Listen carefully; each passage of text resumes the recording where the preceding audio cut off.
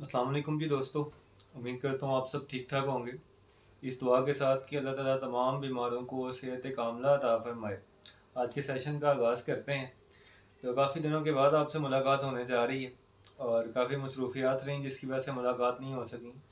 खैर, आज की हमारी जो डिस्कशन है वो क्रिकेट के हवाले से है। तो वैसे तो आपसे तो मुलाकात नहीं हो सकी, अलबत्ता क्रिकेट की काफ़ी ज़्यादा फॉलोअप किया है आजकल, क्योंकि मैं क्रिकेट बहुत शौक से खेलता भी था और देखता भी हूँ, आज भी देखता हूँ। तो क्योंकि कुछ वक्त मिला तो क्रिकेट को अच्छा खासा फॉलो किया और पिछले दिनों में काफ़ी अच्छा क्रिकेट हुआ है। तो उसी के ऊपर बात कर लेते हैं। सबसे पहले तो जी, विमेंस वर्ल्ड कप का फाइनल है कल, और साउथ अफ्रीका ना चाहते हुए और हमेशा की तरह अनलकी रहने के बावजूद इस दफ़ा फाइनल में पहुंच गई है। इससे पहले कई दफ़ा सेमीफाइनल हारी और फाइनल भी हारी ऑस्ट्रेलिया से। तो खैर, इस दफ़ा hopefully they will be the lucky once, क्योंकि ऑस्ट्रेलिया, माइटी ऑस्ट्रेलिया कहना चाहिए, जो कि एक बहुत बड़ी रुकावट होता है विमेंस क्रिकेट में, वो उन्होंने अबूर कर ली है। और उनका जो मुकाबला है वो न्यूजीलैंड, एक निस्बतन कमज़ोर टीम के साथ है, लेकिन हम उन्हें कमज़ोर नहीं कह सकते, वो इंडिया को हरा के आ रहे हैं। और उनकी भी कंपेन बहुत ज़बरदस्त चली है अगर ओवरऑल उनकी कंपेन को देखें, एक्सेप्ट ऑस्ट्रेलिया को। लेकिन न्यूजीलैंड जिस तरह ऑस्ट्रेलिया से हारा और जिस डोमिनेंस के साथ साउथ अफ्रीका ने हराया, ये कहा जा सकता है कि साउथ अफ्रीका जो है, they are the lucky ones in the final और they are the favourite ones in the final. और वैसे भी मेंस वर्ल्ड T20 का भी फाइनल हारे, और जिस तरह हारे, 28 गेंदों पे 27 चाहिए थी, और जो मिलर का कैच पकड़ा सूर्या ने, तो मेरे ख्याल से ये खुशी जो है साउथ अफ्रीका के हिस्से में आनी चाहिए। वैसे तो दोनों ही फर्स्ट टाइम चैम्पियंस होंगे, दोनों डिजर्विंग है। न्यूजीलैंड की टीम भी अच्छी है, चाहे मैन क्रिकेट की बात करें चाहे वीमेन की। लेकिन अलबत्ता सरकमस्टांसेस और सिनारियो, जो जिस तरह की गेम पोजीशनिंग और टीम पोजीशन है, साउथ अफ्रीका ज़्यादा डिज़र्व करती है मेरे हिसाब से। उनका भी कल फाइनल खेला जाएगा। इसके अलावा अपने शाहीन आज भिड़े हैं इंडिया ए के साथ। काफ़ी करीब आ गए थे जीत के। हारिस कैप्टनसी तो चलें जिस तरह उन्होंने की है, शुरू में मार खाई, उसके बाद जिस तरह रिकवर किया बॉलर्स ने, अलबत्ता पहली बॉल पे छक्का और उसके बाद फिर आउट होना, मैं नहीं समझता ये कोई मुनासिब एक कप्तान की तरफ से था, एक इनिंग्स थी, या इस तरह स्टार्ट लेना चाहिए था। एग्रेसिव स्टार्ट अच्छी बात है, लेकिन बेवकूफ़ाना स्टार्ट नहीं होना चाहिए। इसी तरह हैदर अली ने भी मायूस किया, एक सीनियर कंपेनर है, इंटरनेशनल क्रिकेट खेल चुका है, अलबत्ता फिर भी फेल हुआ। जो नाम नहीं लोग जानते थे, उमैर आसिफ था मेरे ख्याल से, उमैर यूसुफ था गालबन, वो भी बड़ा नाम था निस्बतन, लेकिन वो भी नहीं परफॉर्म कर सका। तो जो नाम थोड़े हल्के समझे जाते हैं वो चल गए और बाकी नहीं कर सके। आखिरी ओवर में खैर 7 रन से शिकस्त हुई। अब्दुल समद जिस तरह खेला था लोकल T20 की जो आपकी चैम्पियनशिप हुई थी, तो लगता था कि आज वो फिनिश कर जाएगा अलबत्ता, लेकिन उससे गेंद भी बहुत अच्छी मिली, छक्के वाली अलबत्ता, लेकिन टाइम नहीं कर सका और कैच दे बैठा, और उसके बाद इवेंचुअली हम हार गए। अलबत्ता वेल फॉर्ड जी, अच्छा खेले हैं, और होपफुली अभी ये कप बाकी है तो टीम अच्छा कर सकती है, पोटेंशियल टीम है।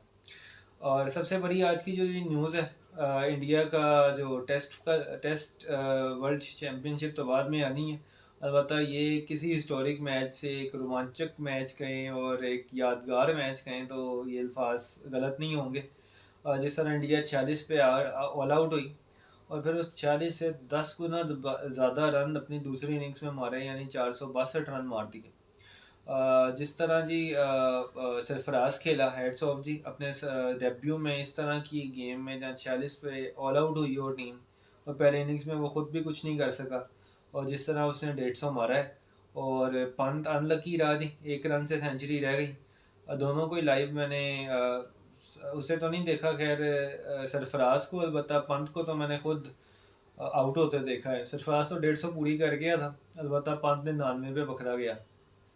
इंडिया की टीम ने जो करिश दिखाई है, और इससे पहले मैं आपको ज़रूर बताऊं कि जो जिस तरह रोहित शर्मा ने आके प्रेस कॉन्फ्रेंस की है और उसमें उसने एडमिट किया है एज अ कैप्टन कि ये मेरी मिस्टेक थी, मैं पिच नहीं रीड कर सका। तो ये जी लीडरशिप है फ्रॉम द वेरी फ्रंट। और जिस तरह उसके बाद उसने ख़ुद भी खेला है, और जिस तरह वो अनलकी उसका डिसमिसल था, विराट का जिस तरह अनलकी डिसमिसल था, वरना विराट का इस पिच पे 200 था। विराट अगर होता तो वही 200 था, क्योंकि ये पिच उसे बहुत सूट करती थी और जिस तरह वो खेल रहा था, और जिस कैलिबर का वो प्लेयर है। खैर वो भी नहीं कर सका। खैर इंडिया 462 पे सिमट गई है। वो इंडिया है जो 408 पे 3 पे थी। उसके बाद तकरीबन 54 रन मेरे ख्याल से उन्होंने जोड़े हैं। 54 रन्स में 7 विकेटें उनकी गिनी हैं। केएल राहुल पोटेंशली तो बहुत टैलेंटेड बैट्समैन है, लेकिन प्रेशर में हमेशा डिलीवर नहीं करता, और शायद आज भी ऐसा ही हुआ। थोड़ा बॉल भी अच्छा था खैर, लेकिन वो खुद भी डबल माइंडेड था कि उसे खेलना चाहिए। कभी वो डिफेंस के लिए जा रहा था और छोड़ भी रहा था, दोनों काम कर रहा था। बीच में एज ले गई बॉल, और जिस तरह वो बॉल उछली है, उससे पिछली बॉल भी उछली थी। बॉलर की हाइट अच्छी थी, उससे बाउंस मिल रहा था। तो खैर वहाँ से इंडिया 462 पे सिमट गई। 107 का टारगेट देने में कामयाब हुई। 356 की लीड को काटा और 106 रन ऊपर बनाए। एक टाइम लग रहा था कि इंडिया 200 पार करेगा आराम से, और एक टाइम तो ये भी लग रहा था कि इंडिया मार मार के डिक्लेयर करेगा। लेकिन अलबत्ता जो सेकंड न्यू बॉल आया, उसने सारी की सारी स्टोरी बदल दी न्यूजीलैंड के लिए, और न्यूजीलैंड के हाथ में फिर गेम आ गई। आज भी जी जो लास्ट सेशन जब न्यूजीलैंड की बैटिंग आई है, बिल्कुल घंटा पहले गेम ख़त्म होने से, कॉल ऑफ होने से, वहाँ बादल भी आ गए। और उनकी इंडिया में अच्छी किस्मत है कि जिस तरह बुमराह ने 2 बाहर निकाली और तीसरी अंदर लाया, जिस पे लेग बिफोर विकेट भी जो अंपायर ने नहीं दिया। रिव्यू में हल्का सा स्लाइटली आउट पिच था, अदरवाइज वो पिच बॉल जो थी थोड़ा सा अंदर होता, लाइन में होता, तो वो विकेट्स को लगने वाली बॉल थी। तो वहाँ से भी इसके बाद जो बादल आ गए, बादल आने के बाद बैड लाइट की वजह से मंसूख कर दिया गया, आज का प्ले ख़त्म कर दिया गया। रोहित शर्मा और विराट ने काफ़ी फाइट की है जी, कि जी स्पिनर लगा देते हैं, कुछ कर देते हैं, लेकिन क्योंकि उनके बुमराह की 2 गेंदें बाकी थी, और कंडीशंस या लाइट कंडीशन ऐसी नहीं थी कि प्ले को प्रोग्रेस किया जा सके। खैर इससे जो इंडिया का नुकसान हुआ है, वो समझें कि इंडिया को 80% मैच से निकल गया है बाहर, और सिर्फ 20% चांसेस रह गए हैं। वरना इंडिया के पूरे 50-50% चांसेस थे। आप शायद मेरी बात से हैरान होंगे, 107 के टारगेट में इंडिया कैसे फेवरेट हो सकता है, या इक्वल कैसे हो सकती है डिस्ट्रीब्यूशन के, दोनों जीत सकते हैं। ये आप को अगर बॉल कंडीशंस को अगर आप समझते हैं क्रिकेट को, तो जिस तरह नए बॉल के साथ जो न्यूजीलैंड ने 54 पे 7 आउट कर दिए, तो इंडिया बिल्कुल नए बॉल के साथ उसके पेसर्स और जिस तरह बुमराह की क्वालिटी है, और सिराज भी नया बॉल अच्छा करता है, ऑल्दो कुछ अर्से से वो उस तरह इफेक्टिव नहीं है, लेकिन बॉलर अच्छा है, बुरा बॉलर नहीं है। हम शामी से तो उसे कंपेयर नहीं कर सकते, लेकिन इट्स डीएसपी सिराज साहब डीएसपी भी बन चुके हुए हैं, अच्छे बॉलर हैं। तो लाजमन अगर इंडिया आज 3 विकेटें निकाल लेता 20 रन तक, 3 विकेटें सिर्फ निकाल लेता, मैं ज़्यादा बात नहीं कर रहा, 1 घंटे का प्ले भरा हुआ था, अगर प्ले पॉसिबल होता तो 5:30 तक खेल सकते थे। 4:30 बजे न्यूजीलैंड की टीम आई, 3 विकेटें निकाल लेता तो सुबह कामती हुई न्यूजीलैंड की टीम आती, और मैं आपसे को दावे से कह सकता हूँ कि India would be the hot favourite. कि 80-20 उल्ट हो जाना था अगर 3 विकेटें आज निकल जाती 20 रन पे। खैर अब सुबह न्यूजीलैंड आएगा और नया बॉल से तंग तो करेगा इंडिया, लेकिन ढलते सूरज के साथ नया बॉल, अगर आप क्रिकेट को समझते हैं, तो खेलना बहुत मुश्किल होता है। और ऊपर से जिस तरह की कंडीशंस थी, मॉइस्चर था, हवा में नमी थी, हवा में भी मूवमेंट थी, ऑफ द पिच भी मूवमेंट थी। जिस तरह बुमराह ने 2 निकाली हैं बाहर और एक अंदर लेकर आया, दोनों में कम से कम गेंदों में 60 डिग्री का फ़र्क था, अगर आप उसकी कैलकुलेशन करें डिग्री से। खैर लेकिन सुबह की जो धूप लगी होगी, तो उसके बाद विकेट उतना तो नहीं ऑफर करेगी, लेकिन लेट्स सी इंडिया किस तरह अपने स्पिनर्स और उसे यूटिलाइज़ करता है। अलबत्ता इंडिया हार भी जाए तो कम से कम उन्होंने अवाम के जो दुखरे हैं या रोने हैं, या जो उनके गिले हैं, जिस तरह उनका एग्रेशन था, वो दूर कर दी है। लास्टली जी अपने शाहीन या अपनी इंटरनेशनल टीम, जिस तरह दूसरा टेस्ट हम जीते हैं, और जो डोमिनेशन स्पिनर्स ने की है, और जो इफेक्टिवनेस और जो कॉन्फिडेंस नज़र आया है टीम में, कि भाई इस बिलीव के साथ उतरे हैं कि हम जीत सकते हैं। क्योंकि साजिद ने, मैं समझता हूँ कि नुमान ने 8 विकेटें ज़रूर ली हैं सेकेंड इनिंग में, लेकिन जो प्लेटफॉर्म सेट किया है, वो 2 चीज़ों ने प्लेटफॉर्म सेट किया है। एक तो उसकी सेंचुरी ने, अगर हम बात करें जो नया लड़का आया है कामरान गुलाम, डेब्यू पे सेंचुरी, और what a well played century, a well deserve chance, a well deserve century. और उसके साथ जो सलमान अली आगा जी, मैं समझता हूँ कंसिस्टेंसी में सबसे बेहतर पाकिस्तान का प्लेयर है, और बहुत बेहतर डोमेस्टिक की फाइंड है, और मजा हुआ खिलाड़ी है। और जिस खिलाड़ी को आखिरी बल्लेबाजों के साथ बैटिंग करनी आती है और इनिंग्स को लेके चलना आता है, और वो आखिरी पे आउट हो रहा है, इसका मतलब है कि उस खिलाड़ी में पोटेंशियल भी है और टेम्परामेंट भी है। ये चीज़ बहुत अच्छी है उसकी, और वो जो उसकी परफॉर्मेंस थी, ये 2 फैक्टर। उसके बाद जो अपना कटप्पा है, कटप्पा मैं इसलिए कह रहा हूँ कि मैं इंडियन मीडिया को बहुत देखता हूँ, तो उन्हें कटप्पा कटप्पा कह के उनसे प्रेस कर रहे थे कि ये पाकिस्तानी कटप्पा है, उनके किसी शायद ड्रामे का या मूवी का कैरेक्टर है, अगर मैं सही बोल रहा हूँ और अगर मैं सही प्रोनाउंस भी कर रहा हूँ। तो खैर साजिद खान ने जिस तरह की बॉलिंग की है पहले इनिंग्स में, और जिस तरह उसने विकटें ली हैं, 7 विकटें ले गया जी, हेड्स ऑफ।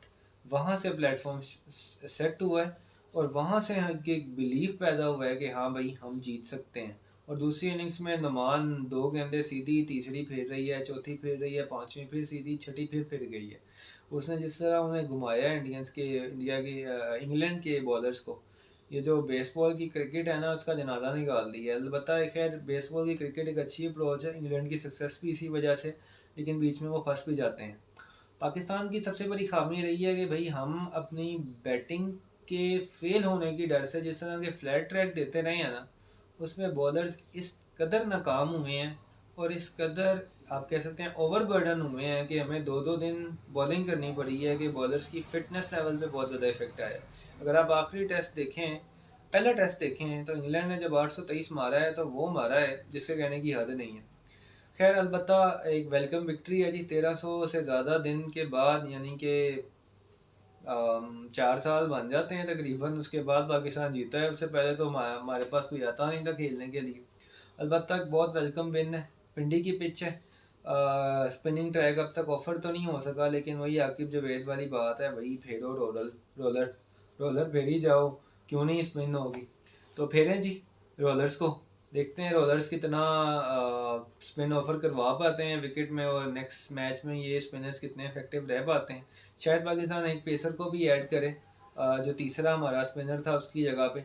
अलबत्ता वेल अर्न विक्ट्री, पाकिस्तान को कॉन्ग्रेचुलेशंस, और यहाँ से कॉन्फिडेंस पकड़ें। और उसके बाद देखें मेन चीज़ जो होती है ना, आज गौतम गंभीर ने एक बड़ी प्यारी बात की, उसने कहा बैटर्स 1000 रन भी लगा दें ना, जब तक बॉलर्स 20 विकटें नहीं लेंगे आप टेस्ट मैच नहीं जीतेंगे। बड़ी इफेक्टिव बात थी भाई, विकटें लेना लाजमी है। अब आपने 1000 रन लगा दिए 2 दिन में, मार मार के पागल कर दिया, और आपके बॉलर्स अगले 3 दिन में 20 विकटें नहीं ले पाए, तो मैच ड्रॉ की साइड पर चला जाएगा। चलें, आपका लूजिंग एलिमेंट तो नहीं इधर रहता कि आपने 1000 रन लगा दिए तो किसने 1000 रन बनाने हैं और उसके बाद फिर लीड देनी है और फिर आउट करना है आके, लेकिन 20 विकटें लेना सबसे इंपॉर्टेंट होता है।